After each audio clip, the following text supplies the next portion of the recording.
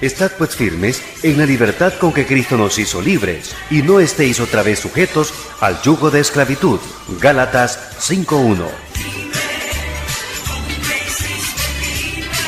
La Iglesia Bautista El Dorado tiene el honor de presentar Palabras de Libertad en labios del pastor Ricardo Fernández. Hermanos, y proseguimos con el libro de los Hechos y estamos desarrollando el discurso de Esteban.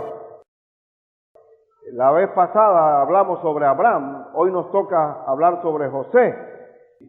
Acuérdense que Esteban fue acusado ante este Sanedrín judío, este concilio, que ya estaba de antemano preparado para una condena de muerte, y se le había acusado de la blasfemia, según ellos, de que Esteban hablaba contra el templo y contra la ley de Moisés, y que Jesús iba a destruir el templo y que cambiaría las costumbres de Moisés.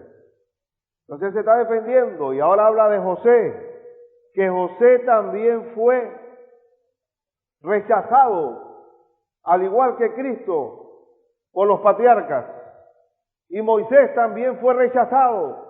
O sea que no es extraño que el hombre de Dios sea rechazado, incluyendo al mismísimo Hijo de Dios. Pero en esta ocasión, en este pequeño discurso que hay del capítulo 7, versículo 8 al 17, vamos a hablar sobre la supuesta manera ilógica, del actuar de Dios. La supuesta manera ilógica del actuar de Dios. Uno, si usted es hijo de Dios, si verdaderamente quiere hacer su voluntad, si verdaderamente está enfocado en servirle, todo lo que acontezca en nuestra vida no es carambola, no es casualidad, hay un plan maravilloso para cada uno de los hijos de Dios. Así que no estamos bajo la buena suerte o la mala suerte, o como dirían los españoles, la buena leche y la mala leche. No estamos hablando de suertudos o salados. El hombre que quiere vivir la voluntad de Dios, todo lo que le acontezca es cumpliendo, es que Dios va a usar ese instrumento para su gloria. Nada es ilógico en el plan de Dios, nada es ilógico. Así cuando dice Isaías 55, 6 al 9, vale la pena que lo tenga abierto allí y no quite la mano del capítulo 7 de Hechos. Isaías 55, la Escritura dice: buscad a Jehová mientras pueda ser hallado, llamadle en tanto que está cercano. Deje el impío su camino y el hombre inicuo sus pensamientos, y vuélvase a Jehová, el cual tendrá de él misericordia, y al Dios nuestro, el cual será amplio en perdonar, porque mis pensamientos no son vuestros pensamientos, ni vuestros caminos mis caminos, dice Jehová. Como son más altos los cielos que la tierra, así son mis caminos más altos que vuestros caminos, y mis pensamientos más que vuestros pensamientos. Y está hablando aquí que los caminos del hombre, la lógica humana, el razonamiento del hombre no está al mismo nivel de Dios. Hay muchas cosas que nos ocurren en nuestra vida que lógicamente no tienen respuesta. Pero que yo no sé si a usted le ha pasado, que esto que me está pasando a mí aquí hoy, resultó, lo que me ocurrió en días anteriores o en años anteriores, resultó en una bendición mayor. Hay lo que se llama bendiciones disfrazadas, que Dios va a usar la experiencia nuestra para enrumbar su voluntad. Y en el caso de José es un caso excepcional, es un caso de anillo, como el anillo al dedo. Claro, y quiero que tenga su Biblia abierta en el libro de Hechos 7. Aquí uno puede ver los caminos del hombre y los caminos de Dios. En primer lugar, Dios actúa a través de experiencias traumáticas. Experiencias que según algunos profesionales pueden decir, esta experiencia te traumatizó. O esta experiencia tan dura puede inspirar un tango, o esta experiencia te marcó. en las cosas de Dios, aún lo traumático puede resultar para bien. Es más, es para bien. Busque allí en Hechos 7, en el versículo 8 y 9, y le dio el pacto de la circuncisión. Y así Abraham engendró a Isaac y le circuncidó al 8º día, e Isaac a Jacob, y Jacob a los 12 patriarcas, o sea, las 12 tribus de Israel, que vienen siendo los padres de las 12 tribus, de los clanes, y los patriarcas, movidos por envidia, vendieron a José para Egipto, pero Dios estaba con él, y le libró de todas sus tribulaciones, y le dio gracia y sabiduría delante de Faraón, rey de Egipto, el cual lo puso por gobernador sobre Egipto y sobre toda su casa. Y aquí estamos hablando de experiencias traumáticas. Yo quisiera saber quién de nosotros ha sido vendido de esclavo por el odio de los hermanos de uno. Y uno puede ver el trauma en la situación que José a los 17 años solamente, va a sufrir lejos de su hogar, sin mamá, sin papá, un muchacho consentido de su padre, como lo dice el Génesis 37, que vale la pena que lo tenga también abierto en Génesis 37. Vamos a leer el versículo 2. Esta es la historia de la familia de Jacob. José, siendo de edad de 17 años, apacentaba las ovejas con sus hermanos, y el joven estaba con los hijos de Bilha y con los hijos de Silpa, mujeres de su padre, e informaba José a su padre la mala fama de ellos. ¿Por qué se desarrolló un odio tan encarnizado contra José por parte de sus hermanos? Uno puede ver aquí claramente que José no era hijo de Bilha ni de Silpa, era hijo de la esposa querida de Jacob. De salida, el problema está cuando ya hay hijos así que se comparten diferentes madres, hay un problema de preferencia. Los ojos de José estaban sobre este muchacho último, el consentido, y encima era soplón, hablaba todo lo malo que se comportaban los demás.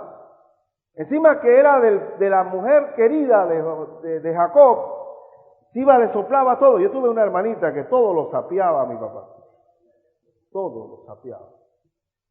Horrible, ella era la zapa de la casa. Y no gustábamos de ella por eso.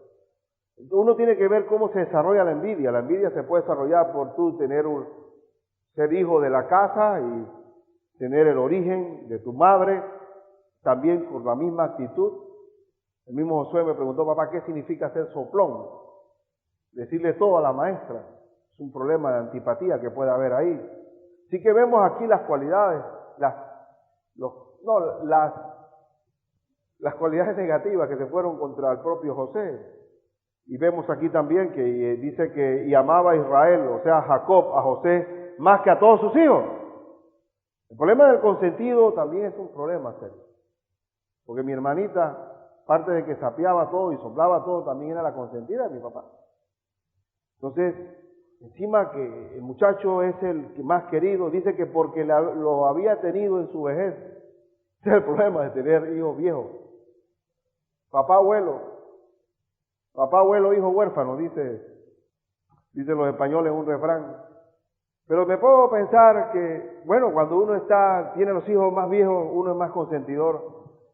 Y le hizo una túnica de diversos colores. ¿Quién se la hizo? El propio papá. No es que mandó a hacer ni la compró, sino que él la hizo. Y mira, hijito, mira esta túnica preciosa. Y los hijos demás viendo la túnica. Consentido, hijo de la madre querida, soplón, encima de eso con túnica de colores. Nadie no lo soportaba totalmente. Y uno puede analizar, hermano, que aquí hay errores que uno puede ver. Por ejemplo, en la crianza de Esaú con Jacob. La mamá tenía como consentido a Jacob y el papá le gustaba a Esaú porque era el deportista, porque era el cazador. Y estas son cosas que uno tiene que tomar muy en cuenta cuando uno cría a sus hijos, de no tener una preferencia sobre el otro. Y esto es totalmente humano lo que estamos viendo aquí, una casa común y corriente. Y dice el verso 4, y viendo sus hermanos que su padre lo amaba más que a todos sus hermanos, lógico, ¿qué? Le aborrecían y no podían hablarle pacíficamente.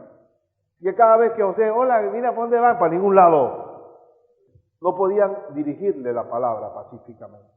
Y aquí vemos cómo se va caldeando una envidia. Ahora, esta envidia que produjo el deseo de matar a su hermano, y en el Nuevo Testamento se habla claramente que aborrecer al hermano es homicidio.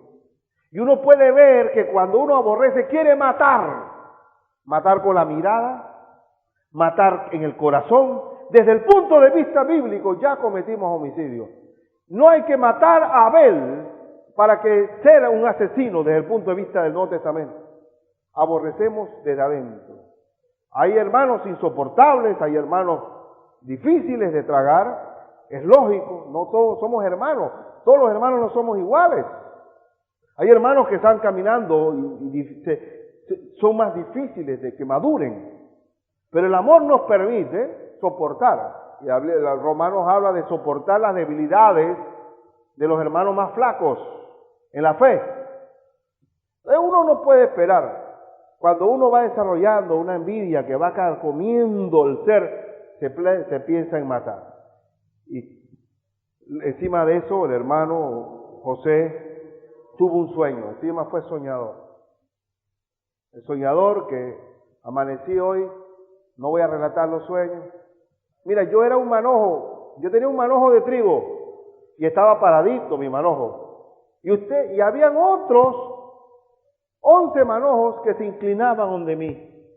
Después tuve otro sueño en que las 12 estrellas, había 11 estrellas y la luna y la tierra, la luna y el sol, perdón, vamos a confirmar el asunto. Y dice aquí que soñó un otro sueño y le contó a sus hermanos diciendo, he aquí que he soñado otro sueño, y he aquí que el sol y la luna y 11 estrellas se inclinaban a mí. Y entonces esto creó mayor aborrecimiento. Cristo fue aborrecido. Cristo fue llevado a la cruz por envidia. La Biblia dice claramente que el móvil por el cual fue traído Cristo a Pilato fue por la envidia. La envidia es algo destructivo. Pero esta envidia de los patriarcas, donde yo solamente no puedo leer todo el capítulo 37 porque aquí nos quedaríamos, pero esta envidia trazó un plan para matarlo primeramente y después como buenos judíos decidieron mejor venderlo para sacar provecho de la venta. Y ahí dice que fue enviado como esclavo. Yo no sé si ustedes qué piensan, pero yo he visto personas marcadas a lo largo de mi pastorado. Personas que llevan la huella de que vinieron de un barrio popular o que fueron criados por un padrastro o una madrastra o que sufrieron problemas serios en sus vidas, traumáticos, y eso los marcó. Quiero que valore y revise bien su vida. Si usted tiene dentro de sí rencores, resentimientos, si usted todavía tiene algo guardado contra alguien, si usted en un momento dado todavía guarda algo, no va a prosperar en el camino de Dios. No va a prosperar en el camino de Dios. De acuerdo a Hechos donde estamos, dice que los patriarcas movidos por envidia vendieron a José para Egipto, pero Dios estaba con él. Dios estaba con él. Y eso es suficiente. Es posible estar en Egipto. Es posible estar esclavo. Pero si Dios está conmigo, el brazo de Dios está conmigo, nada me puede destruir. Y esto es importante, porque yo no me puedo imaginar que un mexicano que cruza el Río Grande hacia los Estados Unidos quede presidente de los Estados Unidos. Un indocumentado. Eso es imposible. Bueno, si el indocumentado mexicano no llega al presidente de los Estados Unidos, menos un esclavo que llegue a tener el poder que tuvo José. Solamente cuando la mano de Dios está sobre nosotros. Y esto es importante, es supremamente importante que cuando caminamos con Dios, las experiencias traumáticas es un plan elaborado, palmo a palmo, ladrillo a ladrillo, mosaico a mosaico. Nada está al azar, nada está a la loca. No podemos, inclusive en el medio de trabajo puede desatarse un jefe perseguidor, o puede desatarse un compañero de esos antipáticos, serruchadores de piso. Pero no importa si está la mano de Dios sobre nosotros. Hay un plan maravilloso a largo plazo. Pero si tú no ves el plan, tienes la miopía de meterte en el mundo y quedar atrapado en las circunstancias y no tener la mirada con luces largas, la mano de Dios no puede trabajar en ti, porque quedaste metido en la red del enojo, del resentimiento, del rencor, y no avanzarás jamás. José le puso Neftalí. ¿Y cuál era el otro nombre? Efraín. Los nombres de los hijos de José. Y los nombres significan Dios me hizo olvidar. Y el otro nombre significa he prosperado en tierra ajena, en tierra extraña. Si tú no olvidas el trauma, te quedaste en esa época. Y Dios no puede prosperar el avance espiritual que tienes. Y uno puede quedarse allí, como dicen, lamiendo sus llagas. Hay personas que tienen los recuerdos traumáticos, lo tienen en un disco duro, en un CD player, lo tienen en un disquete. Tienen varios archivos para nunca olvidar lo que me hicieron. Ahí no hay forma de decir delete. No hay manera, porque lo recuerdan y lo que te recuerdan. Y pueden pasar cosas buenas y lo olvidan. ¿Y qué dice Filipenses? Pensad en todo lo que es, lo bueno, el amable, lo justo, lo que es digno de alabanza. Si hay virtud alguna en esto, ¿qué? Pensad. Porque uno queda atrapado en las experiencias traumáticas. Y un pueblo de Dios que sabe que hay un Dios que tiene un plan maravilloso, sabe que las cosas no ocurren porque ocurren. No cree en lotería, no cree en sueños, no cree en cuentos de viejas, sino que hay un Dios real. Cada cosa que ocurre en mi vida tiene un porqué. Tiene un porqué. El asunto estriba en, ¿saben cómo Dios va haciendo un plan maravilloso para cada hijo? ¿Sabe cómo?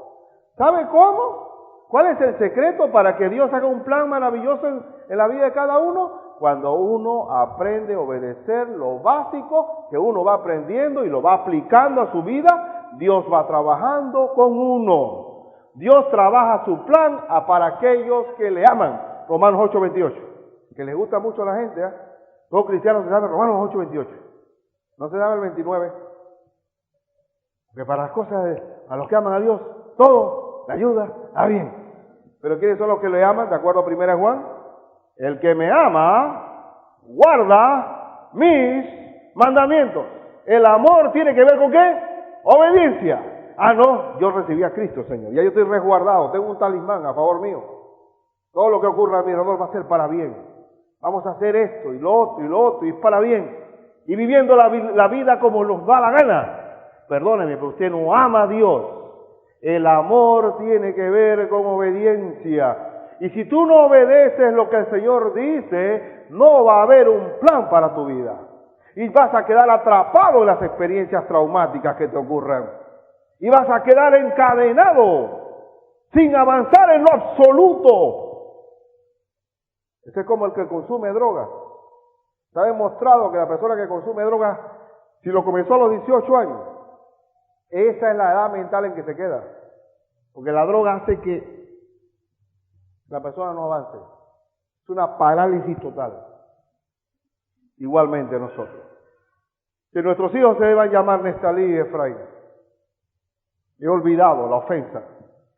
He olvidado. Hermano, yo creo que ninguno de nosotros, que nos aborrezcan todos nuestros hermanos y que planeen nuestra muerte y quieran primero dicen, vamos a matarlo.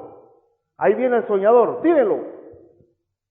Lo tiraron en una cisterna y estaba vacío. Y se quedaron comiendo arriba sándwich, pensando cómo lo vamos a matar. Gracias a Dios pasaron esos esclavistas ahí, esos mercaderes que iban a Egipto. Pero Dios sabe que hasta esos mercaderes eran dentro del plan. Dentro del plan. El Señor tiene un plan maravilloso. ¿Cómo hizo que Jesús naciera en Belén? Movió al emperador para hacer un censo, para que todo el mundo fuera empadronado, para que María saliera encinta, embarazada, y diera luz en Belén en el momento exacto, a través de un censo. Si no, María para en Nazaret perfectamente. Todo tiene un porqué. Todo tiene una razón de ser. Una razón de ser. No hay carambolas en las cosas del Señor. La envidia. Envidia le tuvieron a Daniel, los 120 sátrapas. Y planearon toda una estrategia para que el rey promulgara un edicto a efecto que Daniel fuera condenado al foso de los leones. Y el Señor lo libró. El plan, el diablo planea, ejecuta y Dios libra. Dios protege. Y ese foso de los leones permitió que el rey adorara al Dios vivo. Ese foso de los leones permitió que el Dios grande fuera glorificado. Así que detrás de cada experiencia traumática hay la gloria de Dios que se manifiesta. Gloria de Dios. A veces tenemos el complejo mental de decir que la iglesia de Cristo de Latinoamérica es la iglesia de los 5 panes y los 2 peces. Pero es totalmente falso. Totalmente falso. Igualmente, cuando Amán odió a Mardoqueo en el libro de Esther, porque no se arrodilló ante él, y se desata toda una persecución contra todo el pueblo judío, de exterminarlo, tipo Hitler. Y el Señor fue glorificado. Y la horca que le prepararon a Mardoqueo fue contra el anticristo, que fue este tipo de anticristo que fue colgado en ese lugar. Y podemos hablar de Nehemías, que le hizo la vida posible a Tobías y Sanbalat, y el muro se hizo en 52 días, de toda una ciudad. Un milagro de ingeniería. Y así podemos citar muchos más. En segundo lugar, Dios trabaja a través de crisis económicas.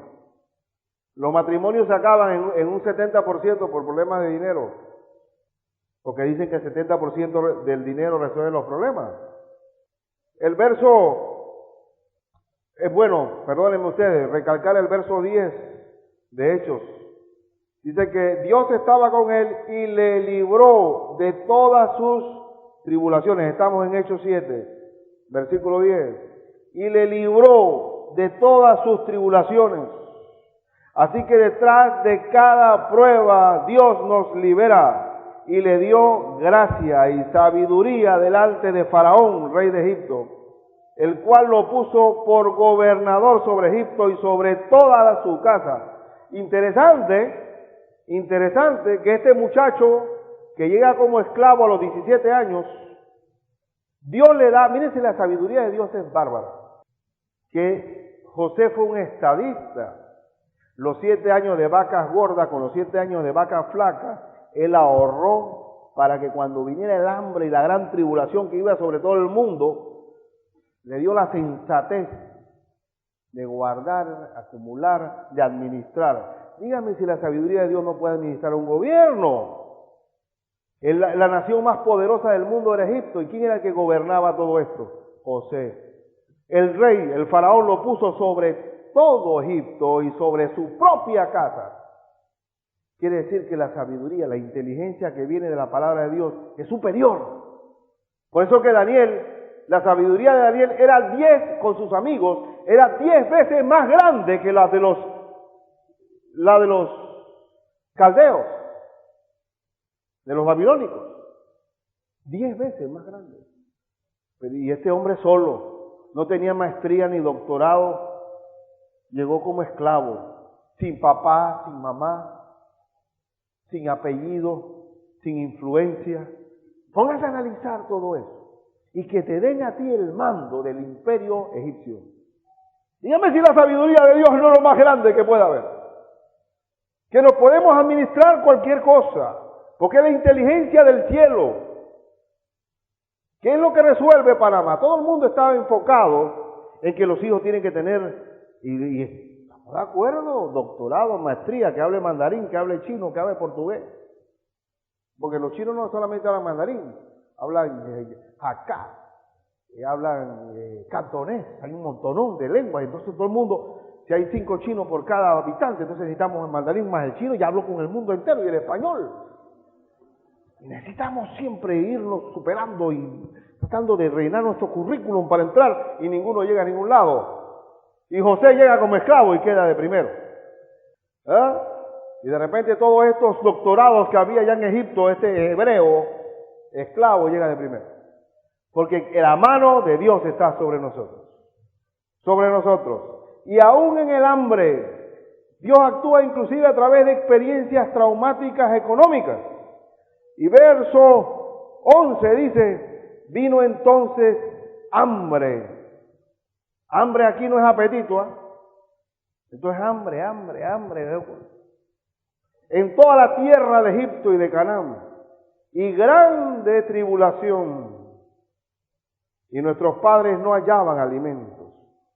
Cuando oyó Jacob que había trigo en Egipto, envió a nuestros padres la primera vez, y en la segunda, José se dio a conocer a sus hermanos, y fue manifestado a Faraón el linaje de José.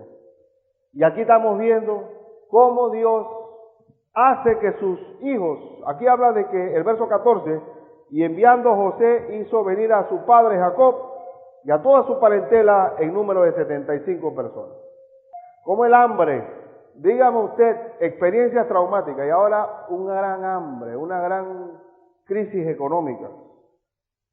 La crisis económica que destruye a la gente. El miedo a la crisis, el miedo al futuro. Esta crisis económica fue el móvil para que Jacob viniera con esas 75 personas e ingresara a Egipto, donde se iban a multiplicar como las arenas del mar y las estrellas del cielo. Esta experiencia fue usada por Dios para que el pueblo se reprodujera. Pero para poder que el pueblo fuera formado en Egipto tenía que entrar uno primero. ¿Y ese quién fue? José. Y ese uno tenía que tener tal influencia para que se permitiera que estos pastores que eran aborrecidos por los egipcios, porque los egipcios no gustaban de los pastores, aborrecían a los pastores, tuvieran acceso a una tierra donde se iban a multiplicar. Estamos hablando aquí de un plan maravilloso, porque si nos quedamos solamente, queridos hermanos, en una teología de la prosperidad de que, mira, José entró de esclavo y quedó. ¿Quedó de qué? De primero del reino. Entonces nos quedamos hasta ahí. Pero el plan no era llegar hasta ahí, el plan era llegar a multiplicar ese pueblo, a crear Dios desde Abraham un pueblo que iba a glorificarlo, y un pueblo dentro de los 12 patriarcas había uno de la tribu de Judá donde iba a nacer un Salvador a largo plazo, con luces largas. Maravilloso. El hambre, queridos hermanos, hizo que Ruth y Noemí, su suegra, y dejaran Moab para que volver a Belén, donde iba a nacer Isaí, el abuelo de quién? No, el papá de David. El hambre hace que se mueva la gente. El hambre hizo que Elías fuera a donde una viuda de Sarepta. Y Elías oró por 3 años y medio que no cayera agua y no cayó, tipo de la gran tribulación. Así que el hambre también es importante.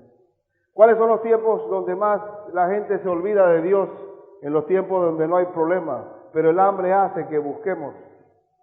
Queridos hermanos, Dios actúa a través de crisis económicas extremas. Me acuerdo cuando estaba yo comenzando en mi matrimonio, estaba caminando con el Señor. Oye, encontrarnos $5 en un pantalón por ahí. Digo, gracias Señor. Gracias por tu provisión. Cuando uno está escaso, cada cosa, cada real lo valora. Cuando uno le sobra, no recoge ni los 10 centavos que están en el suelo. ¿Cómo hace que los momentos de mayor necesidad es cuando más necesitamos de Dios y es cuando más nos plegamos a Él? A veces es importante, tú sabes que a veces creemos que rodear a nuestros hijos de comodidades y rodearlos de todo tipo de tecnología, de juegos de video y todo lo demás, nos van a hacer, ay pobrecito, para que no sufran lo que yo sufrí. Vamos a mimarlos como David a sus hijos, que salieron malos todos, salvo Salomón, para que estén mejor, para que no sufran como yo, para que no pasen los páramos que yo pasé. Y tremendos monstruos que hacemos con ese Leo, tremendos monstruos, porque no es así. El hambre hizo que Jacob con sus 75 personas volvieran. Y en tercer lugar, Dios actúa en comienzos insignificantes. En el versículo 14 al 17 dice, y enviando José hizo venir a su padre Jacob y a toda su parentela en número de 75 personas. Punto. 75 personas. ¿Cuántos salieron de allí con Moisés? ¿Cuántos eran? Como las arenas del mar y como las estrellas del cielo. 75 personas nada más eran. Así descendió Jacob a Egipto, donde murió él y también nuestros padres, los cuales fueron trasladados a Siquem y puestos en el sepulcro, que a precio de dinero compró Abraham de los hijos de Amor en Siquem. Y observe si esta gente estaban enfocados en la tierra prometida, que los restos de José no quedaron en tierra egipcia, fueron allá enterrados donde Dios había prometido que iba a tomar posesión de la tierra. ¿Dónde nosotros vamos a estar? Ya en la Nueva Jerusalén. Dios comienza con pequeños inicios, 75 personas. ¿Con cuánto comenzó el cristianismo? Con un niñito que nació en un pesebre, donde nadie le paró bola que haya había venido este niñito. Este niñito inadvertido, son unos pastores que se acercaron y unos vagos. Pero ahí comenzó el reino de los cielos con cosas pequeñas, humildes y sencillas. Pero hoy ese niño ya fue nuestro Redentor y nuestro Salvador y viene de nuevo. Y viene de nuevo. ¿Cómo comienza todo? Con pequeñas cosas. Con pequeñas cosas. Y miren cómo es la cosa. Este pueblo hebreo es interesante, ¿sabes? Porque yo me pongo a ver en el libro de Nehemías cómo ellos retornan, en el libro de Esdras cómo retornan, en el libro de Éxodo cómo salen hacia la tierra prometida, a una tierra que fluye leche y miel y está rodeada de enemigos, y van para allá. Yo quisiera ver cuántos cubanos van a retornar a Cuba, si Cuba se abre, después que son ciudadanos americanos, que tienen sus negocios allá, y van a decir, vamos a volver a Cuba. Sin embargo, y eso es importante para nosotros como cristianos, que nada es comparable a la gloria venidera. Nada es comparable, ni las casas que tengamos, nuestros restos, todo lo importante va a estar allá, que es lo más importante, la salvación de nuestras almas, nuestra mirada hacia las cosas de arriba. Porque hacia allá vamos. Y me gusta, una tierra material, física, y ellos no querían ni ser enterrados. Digo, José dice, oiga señores, estoy muriendo ya, pero les pido nada más que mis huesos estén enterrados allá, de tener la mirada puesta en las promesas de Dios. Y tremendos problemas que tuvieron en el libro de Éxodo para tomar posesión de esa tierra. Y todo el plan, la experiencia traumática de José, la experiencia económica para poder ingresar. Y después se desata una gran esclavitud. Y el último versículo que vemos aquí, de esta porción, en el verso 17 dice, pero cuando se acercaba el tiempo de la promesa que Dios había jurado a Abraham, de darle un pueblo, una descendencia y una tierra, el pueblo creció y se multiplicó en Egipto, hasta que se levantó en Egipto otro rey que no conocía a José. Y uno diría, ¿qué problema? Ahora viene Hitler Y este nuevo rey, ¿qué comenzó? Uno busca en el libro de Éxodo y dice que este pueblo hebreo era tan numeroso, tan poderoso, y que iba creciendo cada día más, que dice igual que Hitler, el mismo razonamiento de Hitler, nos han desplazado económicamente, es un pueblo enemigo, es un pueblo que está contrarrestando el avance de nuestra civilización, hay que exterminarlo. Y este rey, este faraón, que no conocía a José, que no tenía ningún agradecimiento hacia el pueblo hebreo, planeó su matanza. Y Moisés, en una arquilla, es salvado, tipo Cristo, también que es liberado de una matanza organizada por Herodes. Entonces, ¿qué tenemos, hermanos? Mira, hay un plan. Dios va a cumplir su plan. ¿Quieres ser tu instrumento pasivo o activo dentro de ese plan? ¿O crees tú que tú puedes decir, bueno, voy por acá y voy por allá, hago y deshago? Como dice Santiago, nunca digas, mañana haré esto y pasado haré lo otro, y hoy iré por allá y regresaré por acá, sino digas, si Dios ¿qué? Quiere. Siempre creemos que tenemos el control de nuestra vida y es el Señor el que lo tiene. En conclusión, Romanos 8:28 dice que todas las cosas nos ayudan ¿a qué? A bien. 8:28. Y sabemos, ¿usted sabe eso? ¿Usted sabe que no es una carambola? Y sabemos que los que aman a Dios, ¿quiénes son los que aman a Dios? Los que guardan sus mandamientos, todas las cosas les ayudan a bien. ¿Fue para bien que José fuera esclavo? Para bien. ¿Fue para bien que bajo un hambre viniera ese pueblo a Egipto? Para bien. ¿Fue para bien que el pueblo se multiplicara y viniera otro rey a exterminar? Fue para bien. ¿Fue para bien que Moisés haya sido criado en la corte real egipcia? Para bien. 40 años. Fue para bien. Así que, hermanos, ¿dónde puede haber depresión para los que estamos caminando con el Señor? ¿Será que algunos reveses en tu vida, de repente tú sientes un golpe, un izquierdazo que te noquea y tú dices, Señor, ¿dónde estás tú? Piensa, hermano mío, revísate, si estás agradando a Dios en tu vida, piensa siempre que todo va a resultar para bien, todo resulta para bien. Aún el positivismo americano, el pragmatismo americano, los Estados Unidos de América se han caracterizado por un país pragmático. Pero ¿sabe de dónde viene eso? ¿De dónde ellos no se estancan en los problemas y quedan atrapados en un no se puede o me rindo? Porque tienen una raíz cristiana. Nosotros que tenemos esa raíz cristiana no nos podemos detener ante los obstáculos que aparezcan. No podemos detener, ni estancarnos, ni lamer las llaves. La Iglesia Bautista El Dorado ha presentado Palabras de Libertad. Recuerde lo que dice Gálatas 5:13, porque vosotros, hermanos, a libertad fuisteis llamados, solamente que no uséis la libertad como ocasión para la carne, sino servíos por amor los unos a los otros. Le invitamos a escuchar nuestro próximo programa a esta misma hora y por esta misma emisora.